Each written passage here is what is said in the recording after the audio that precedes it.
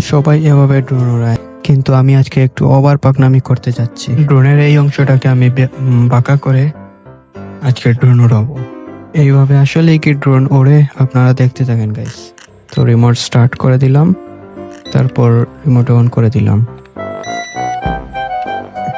এই যে একটি লাল দাগ, এইখানে টিপ দিলে ড্রোনটি অটো চালু হয়ে যাবে।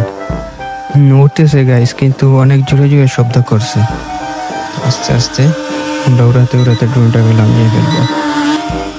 তো গাইস দেখতে থাকেন। ড্রোনের ব্যাটারিতে চার্জ শেষ গাইস। এখন আমরা ড্রোনটা নামিয়ে ফেলবো। চলতে চলতে গাইস ড্রোনের একটি অংশ একটু বেশি বাঁকা হয়ে গেছে। Thanks for watching guys.